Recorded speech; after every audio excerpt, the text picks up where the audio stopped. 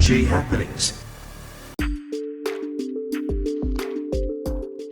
Remember to subscribe to our channel for more stories like this. The problem is that if you are going to take any of these things to court, you need permission from the Attorney General. So these are some of the, like I said, they do a lot of things to protect themselves. A lot of these laws are passed to protect the government, which is wrong. The government should be accountable to the people. It cannot shield itself from scrutiny. It cannot shield, like, for example, if NEC took a decision that affected a company or affected you or me, I should have a right to go to court and say, look, this is wrong, and get the court to rule. Well, they just passed a law that said, no, you can't do that. NEC basically makes decisions and nobody can question it. That's what they're saying. So these are some of the laws that the government has been amending to protect itself. To protect itself from, I think, the public, all of us. That's what they're doing.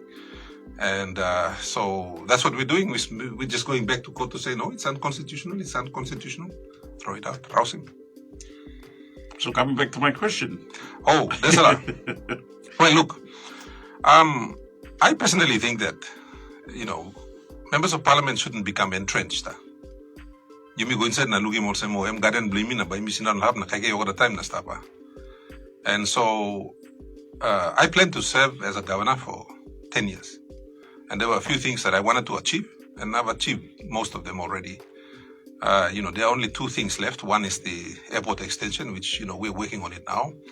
And the other one is the solar power supplier. These are things that came on. And so hopefully by last quarter of this year, we're going to get a solar power station in with the help of the European Union. So, and the Australian government.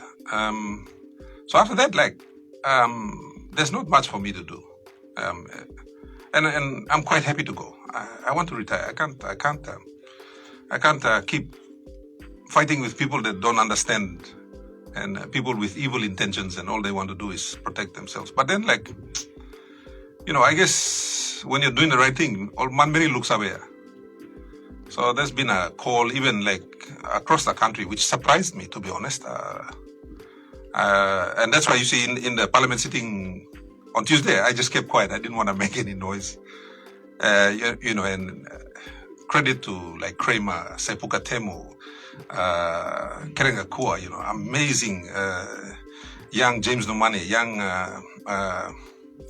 Keith Idahu, even Governor Central, amazing people with their amazing intellect and insight. And, the debates that came forward was just very rich. I was impressed with the team, Dr. Lino.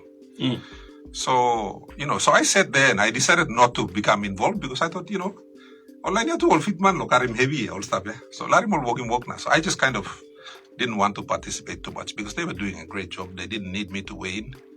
But somehow, me looking at some people from Papua New Guinea only, and I got so many messages and from so many people, and even on your own Facebook page. On my own Facebook page too, which surprised me because I didn't expect it. But I think maybe I'm doing a few things that Papua New Guineans find refreshing. Papua New Guineans are sick and tired of the way we run the country. And there's not a lot of transparency, and we're trying to reduce transparency. And I think when they see that someone is, all my training, I'm trained by BHP, basically. I'm trained to run a mine. That's my training. I'm trained to be a mining executive. So in my training, we are taught that transparency and accountability is everything. People need to understand what the business is all about in order to make it work. So that's the training I've received. So when I'm in government, like in ECP, I've done the same thing. I've brought transparency to the process of government. So people are participating more. You hear people like Dr. John Momisa, the father of our constitution. He talks about